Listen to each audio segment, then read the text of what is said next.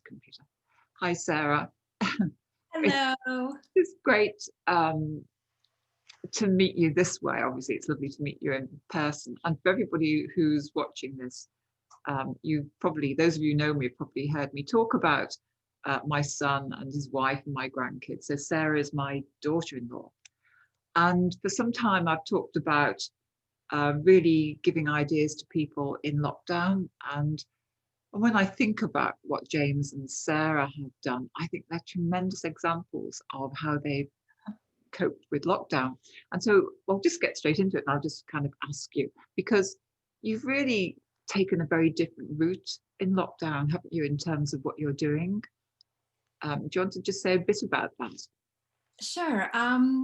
Well, in lockdown, like so many other people, we had our children at home with us all the time, and they're 7, 5, and 3, so Yeah. pretty little.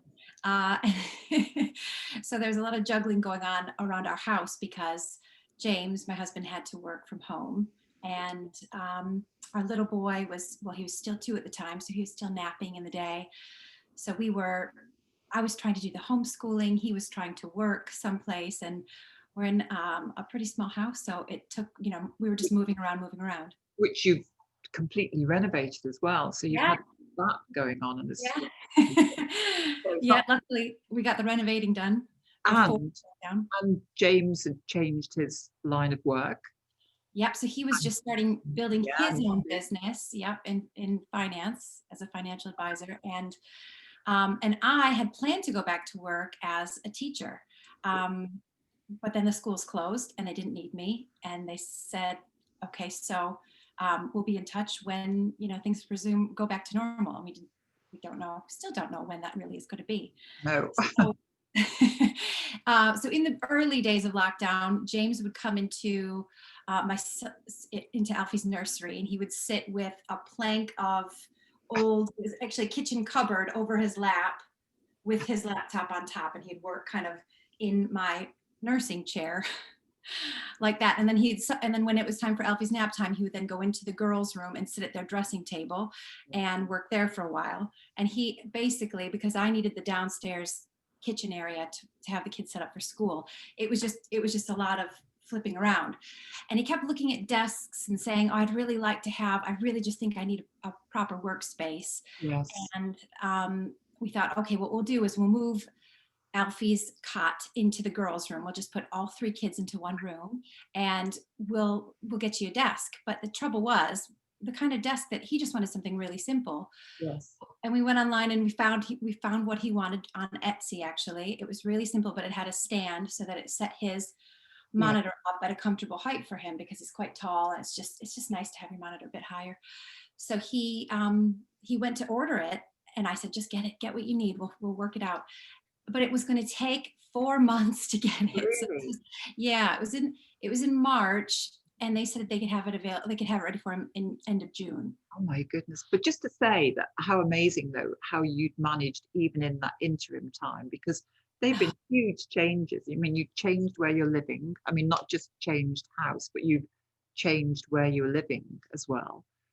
And James had left the Marines and gone into finance, which is a huge change. You'd gone for an interview for teaching, and as you say, they were waiting to get back to. I mean, just an incredible number of things, going on. Hi, Ava. So they said 2 months. I didn't know that. Wow. And They then said so. Yeah, they did. 4 months. So, and oddly enough, left over from the from the renovation we had on the house, we happened to have these 2 old scaffolding boards that I kept asking James to take to the recycle center, get rid of them. But we had them in the back garden, and he said, I think I'm going to try to make a desk myself. And my response was, no, don't do that. Let's just buy one. We can't handle you getting out tools and, making a mess in the back garden. Let's just order one from IKEA, whatever, let's just get you set up. But he said, no, I really want to try to do this. And so we did it together on a hot summer day in the back garden. We were, got the sanding stuff out and stained it all up, and it went together fairly easily, actually. We had some tools because early on when we moved back from the States to Somerset, we didn't have any furniture for the house. I don't know if you remember, but I do. he made a couple different pieces for our living room, for our lounge. And so we had some of You the both equipment that you need to astonish make. me actually with how you find ways to make things for yourselves. Yeah. I mean, it's We, not in your background either, right. but nevertheless, it's amazing No, how you no, but do that. yeah. Well, we still, you still kind of want something that you like. You don't really want to just get, whatever, work at a plastic table or whatever. It's nice to still have something that you enjoy sitting at or, having in your Yeah, lounge. So, yeah, it went together fairly simply because it's just basically the desktop that you make, and then you stick the pre-made legs on. Either, there's a lot of steel legs out there available. yeah, So we just researched it, and we ordered a few more and thought, why don't we just see if anybody else would like to buy one of these? Perhaps there's, other people out there that are looking for a desk yes. that would like one, right Was that away. So was we that we straight away when you thought that? At what point did you yeah, think we did that. was that Well, I think when we got it set up in James's office, and it had taken us just kind of a weekend to figure out how to do it. And we, so we had the tools and we had the stain and we had what we needed. So we thought, right? let's just make a couple more and see if Right. anybody likes the design. And they sold right away. And we had more requests for So more desks. And how did it you was, sell those? How did you let people know about those? yeah, just put them on Facebook Okay, Marketplace just to see if somebody locally would want to buy one. And because they went so quickly, the couple others that we made, James said, and I remember everything is with happening, and you know what it's like here, Sue, with kids, needing attention. And, and Alfie was potty training at the time. And that was just a whole lot of, yeah, work. Because you've got to keep your eye on him all the time. yeah. And so amongst all the chaos of the homeschooling and the potty training, James said, why don't I take the kids out? We'll go for a long walk. I'll, get them out, tire them out. And why don't you set up a little Etsy store? I mean, let's just see if people really, maybe we could sell a few through Etsy, where we originally found the desk that he wanted to buy. So it was so funny because I've never done anything like this. And then in the meantime, I'm thinking to myself, are we desk makers now? What's happening?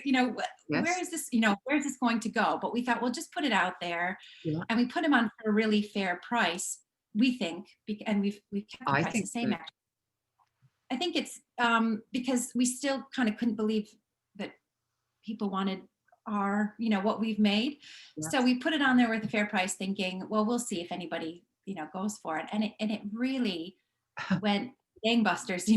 People really, we quickly went into, the 70s and 80s with That's- having so many orders to fulfill. And we thought, oh my gosh, what are we going to do now? Because then we hit kind of a wall with we have really nice neighbors on either side, but we were making these in our back garden, and the noise and the sawdust that it created, we were doing it all ourselves. And then we put it out there because we have a neighborhood WhatsApp group, and we said, is there anybody with a son or daughter at home who'd like to come do some sanding and help us make our tables?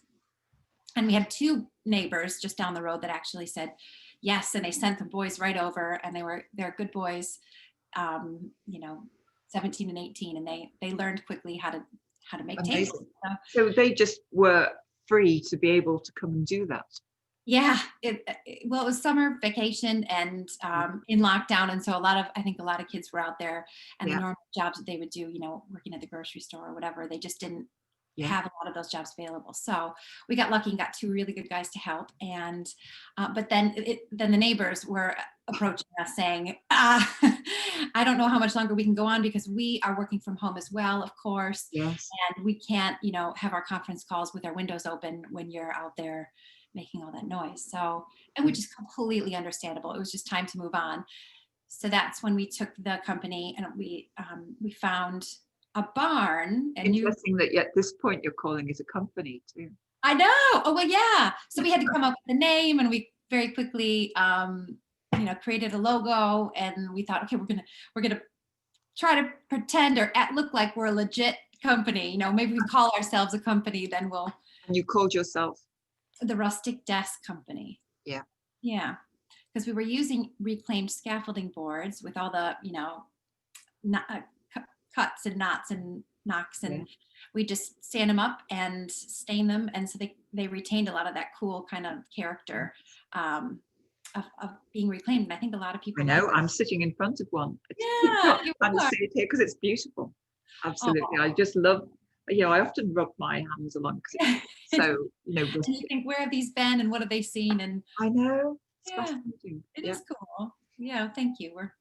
You're one of our first early customers. So, um, so yeah, so we found this barn, but then, oh my goodness, that was a whole challenge in itself too, because it was a perfect place to go. And we thought, oh, I don't know if we can handle the rent, because the rent was just a little over $1,000 a month. And we thought, oh my goodness, we've got to think about that. That's a big outgoing fee to consider. But the farmer who he just built this barn, it was a brand new build barn. He had put the concrete flooring in himself, and he was very precious, very particular about his barn. So when the boys went up to work, there was a bit of stains spilled on the floor, which does clean up. It can be cleaned, but the farmer was just about ready to evict us. He's just so upset that we weren't. And he said, it's so dusty in here. It's so dusty. And we said, oh gosh, we told you we would be sanding and making tables. It's a messy job. But we thought we were very close to him, I think, kicking us out. But we said, of course, we'll clean up, we'll make Yeah. sure to take very good care of your barn. But that was a whole nother issue. We thought any day now they're going to kick us out, and then where do we go? We've got to find someplace else. And we'd called all over to see if we could find a backup place, and couldn't find anything. But luckily the farmer has calmed down a little bit, and is So letting us. how did you handle that in such a way that he calmed down? Well, I think just chatting to him and saying, we're truly, I know that we haven't been in your barn for long, but we're decent people, and we're going to make sure that we return this barn to you in the state that Yeah. we started. And really, it is a messy business, and I know, and I'm sorry that we're making everything dusty in here, but we will clean up after ourselves, and we will look after this as if it's our own. So please trust us. And I think he calmed down, and he did. And he thought, okay, well, they do seem like good people. And he saw how hard we were working in there, because we had all of a sudden, from nothing, we had all these desks to make. And I think he saw that we, had probably no place else to go, and he's Yeah. decided to give us another chance. But he's been very nice since then. So So hopefully that's all okay now with that's him. all okay now, for now. But then we had another problem with Etsy in November. So we were getting all these sales. And what would happen was, one day we get 4 sales one day, and then the very next day we'd get 6, and then we get 5 the following day. And that we were like, oh, this is great. So many people want to buy these tables, but we couldn't get them out at that same speed. No. You just can't, you can get about, we managed to get about 3 out a day if we're really running well. Because you were delivering in a short space of time We were trying to and, get out and to people. delivering them yourselves. Yeah. So James, it was one of the craziest times, and it still is, really, that now that kids are back home, trying to get these tables out to people who, say, oh gosh, I've been working at on a bench in my kitchen for, weeks and weeks now, and my back is killing me. Please, could you just get the desk done as soon as possible? And you feel for these people, because James was in the same position, moving around from room to room and not really feeling like he had a place to be. So you feel for these people, and you want to help them right away. So Well, you do. That's I think what's so special is the way that you care about people who are your customers. Well, it feels really good, because so many people have like a particular little bitty space, and they're just trying to make it work as a work area, or they've changed things around in their house, and they want to make, the room above, they've got a room above their garage, and they can finally put this great big desk in there and have a workspace, and they're so excited. So you can make little bitty desks or great big desks, and it's just really fun, because people often, through Etsy, it's a really nice place to sell, because they'll show you a picture, post a picture, and leave you a review, and you just feel like you get a little bit of love back from them after, and you see them with the workspace that they've created. So it's really a rewarding way of doing it instead of just sending it off like on Amazon and you just don't know, you know, if Exactly. anybody even liked it. You usually get feedback left for you. I'm And still waiting to find a way to put my review on there as well. oh yeah, oh yeah, yeah. You should be able to, I think, and yeah, soon. I Anyway, know. so Yeah. you hit a bit of a problem with Etsy then. Yeah. So because we had so many open orders, we started to fall behind because we just couldn't get them out as fast as we promised. And that was a learning thing for us. Like we just wanted to get them out in Yeah. 3 weeks' time, but we couldn't do it. We just couldn't. We had too many. So Etsy, we didn't know that this could happen because we're newbies to all of this. They sent us an email. We all of a sudden noticed on the app we have for Etsy selling. That they put us on holiday mode. And I said to James, did you put us on holiday mode? What is this? What's this? We're on holiday? And I messed around with it and I said, I can't take us off holiday mode. I don't know what is happening here, but it says that we're gone off Etsy for right now. And James and I kind of looked at each other like, what's happened? And then I checked my email and I had received an email saying, we're putting you on a forced holiday because we see that you have so many desks, you know, orders to fulfill, that we're going to give you some breathing space and some time to catch up. So you can take no more orders until you get caught up. And I thought, oh my goodness. Because another thing that we were doing, Sue, and this is another huge learning thing for us, we were using the money from the orders that were coming in to make, we were spending the money. Yes. We were tucking the money away for those desks. So it took more future orders Yes. to fill the current orders, if that makes So sense. you were making cash flow basically. Yeah, and they pay you. Etsy pays you when the orders come in, not when you ship them out. Yes. That was a learning thing too, because what happened was I thought they would shut us down for a week, but it ended up being a whole month, the whole month of November. They wanted to see us really catch up. So we had, I think when they finally reopened us, we only had 8 more tables that we needed to make. But it was Christmas time, wasn't it, when I was Well, with you that day? it was December when they finally did open us. Oh, right. And we worked so hard to get, I think it was 84 open orders and we got it down to 8. Right. So in that month, I was working so hard. And in the meantime, we weren't getting any more orders in. So that money that we would have been getting from those orders wasn't coming in. So we were using our savings and anything that we had because, you know, to pay for these desks because we had spent the money already that had been paid to us to make them. Yeah. So that was a big learning thing for us. But eventually, so in December, they said, congratulations, well done. You've got your orders down. We will reopen you. And we thought, great, let's go. Let's bring in some more orders now. Let's go to, you know, have another 4 sales and 5 sales. We'd be ready because we're on top of things. And it was so quiet. There was nothing. There were no orders coming in. And I thought, what is going on here? We've been forgotten by all these people, you know, that wanted to order from us. And we realized that there is, I think because we were such high rated sellers before we were closed down, that went away. And we kind of got pushed to the bottom of the, however it works. The visibility, yes, somehow. Yeah, the visibility of us. Yeah. So we just weren't being seen, or we were way down at the bottom of, you know, all these desk makers that had probably popped up in the time that we were away. So we didn't get any more orders, or very few. We got like 3 orders in December.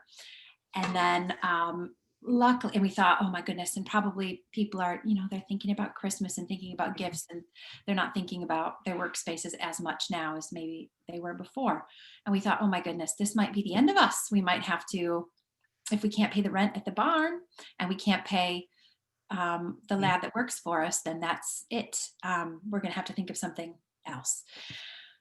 But luckily in December, right after Christmas, we got a sale and then another one and another one. And now we're back up to getting, you know, 2 or 3 or 1 or something, a more manageable amount of sales each day. And just luckily, it's kind of just picked up on its own gradually.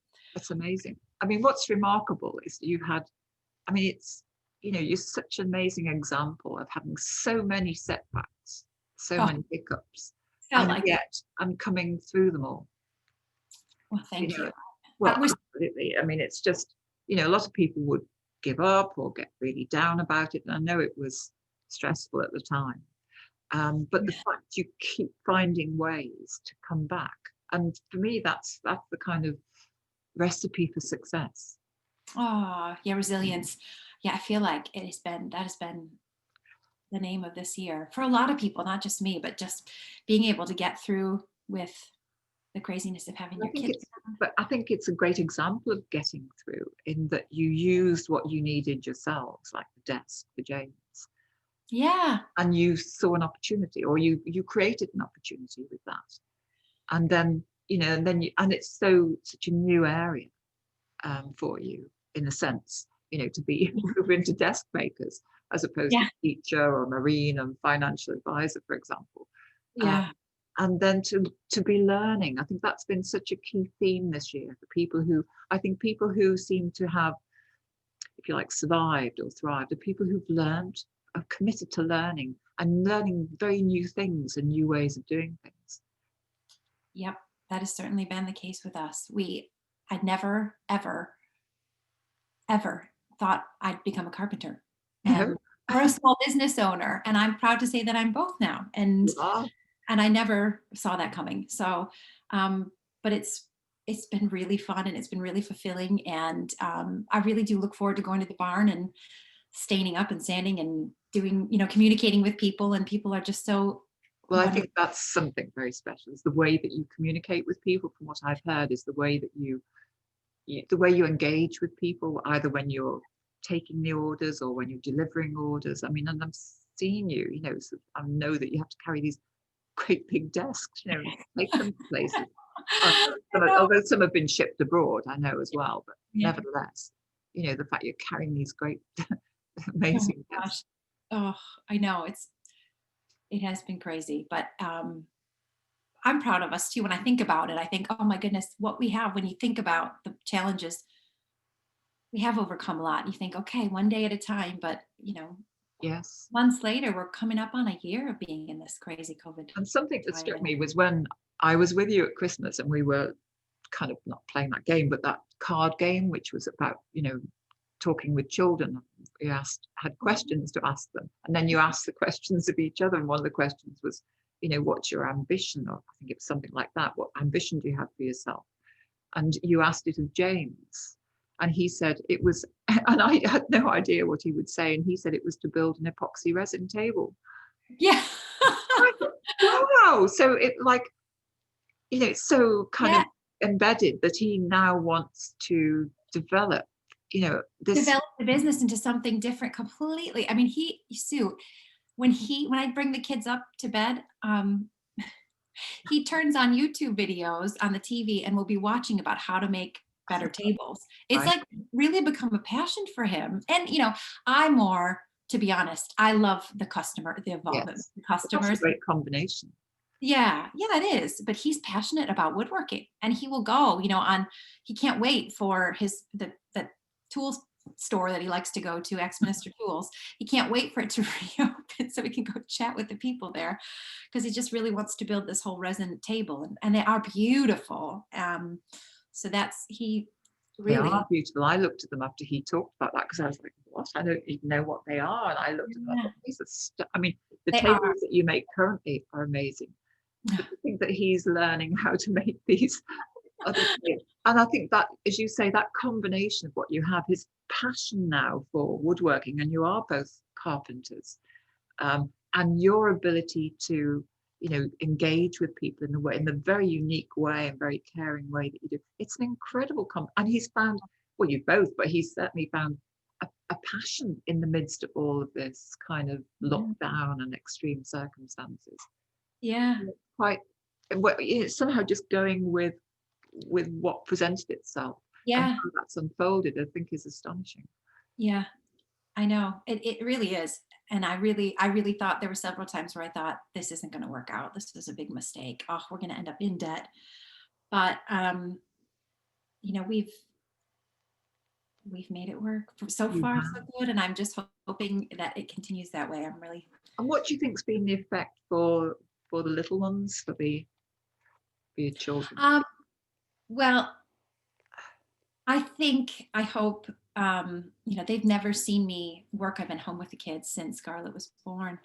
And I think it's been a really nice, I think it's been good for them to see me working. And, they say, well, you've got to make the tables because we've got to, there are a lot of people out there that need places to work, and you're helping them by making a desk for them to work at. And they tell their That's teachers at that's school. amazing that they think that way. I mean, a lot of people would just say, well, I've got to do my work and I've got to homeschool, and it's like they see the things as looking after children as being a conflict, and yet somehow, Scarlett and Ava and Alfie have all bought into it in a way. Yeah. That's amazing. What do you think's created that? Well, they just know that we have to. I mean, because we've got 3 kids in private school, um, the tables are what's paying the school fees, and they know. And if we can't pay the school fees, then You know, there's- so they know that we're really depending on the business for yeah. the well-being of our family. So they know that that we've just got to do this, and they've got to get on board and help us out and be flexible when they can, and just But that's amazing. You say that like it's matter of fact that they just know, but a lot of people wouldn't necessarily achieve that with the children. They'd find it a real challenge, and yet you're together as a system involved, yeah, and they understand, the significance of it, even at the age that they're at, yeah. which I know you had tables in the kitchen for a while and was staying Oh, there and things like. So they saw it happening. yeah, they saw it happening around us and they say, "Oh, these tables." But it's amazing how resilient kids are. And it's amazing how they just played around the tables that were taking over our house for a while there. And they know now that, their homeschooling happens until lunchtime. And then after that, they need to take care of themselves. James will be upstairs working, but they're going to have to just play. And they're doing that now.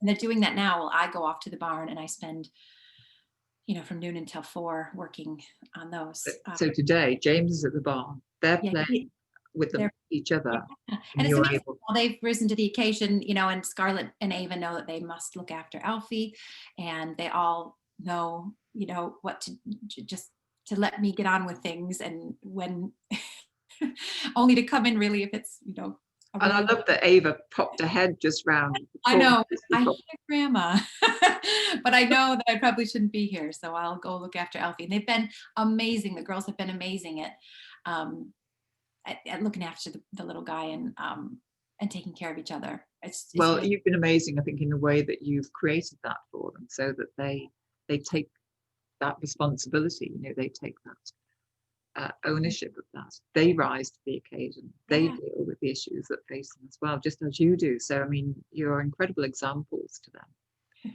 Thank you. Oh, So, what would you say overall then? What is there a biggest learning of all? Do you think, Sarah? What would you, or what would you say to it, like other people who are, struggling in lockdown and in these very different times that we're in? oh boy, I would say, um, don't give up. Like, believe that if you're doing something, and people, if you're doing something that you think is a good thing, then just stick with it and try to stay strong, because you're going to hit, it's not an easy road. I can't imagine for anyone, or very few anyway. You're going to have some dark days, or we did anyway, and we still Yeah. will, and you still will. But I really think overall we're helping more people than, Yes, bad, doing more good than bad. So all absolutely. those challenges, it seemed like the worst thing ever at the time, but now it's nothing. We got through it, and it was a learning experience, and just keep going, keep going. If you're Well, on that's something, phenomenal. keep going. I think we'll have to find a way, maybe in a separate sort of video, to have some film of your space in the barn, for Yeah, example, at some of the tables. Perhaps we'll put that as a supplement later on. yeah, I'm quite proud of it. But that's fantastic, Sarah, just to hear. I mean, I knew a lot of the story, but not all of it. And it's kind of brought it really to light just how you have, it's a classic tale of entrepreneurship, to use that term. It's like the people who succeed really do find the ways to overcome. And you've absolutely done that, but done it in such a remarkable way. And it's phenomenal to think how this might unfold even further. So I'm going to say thank you very, very much there. It's just there's so much, there's such a lot of richness in what you've said. So thank you, Sarah. I'm going to pause the recording.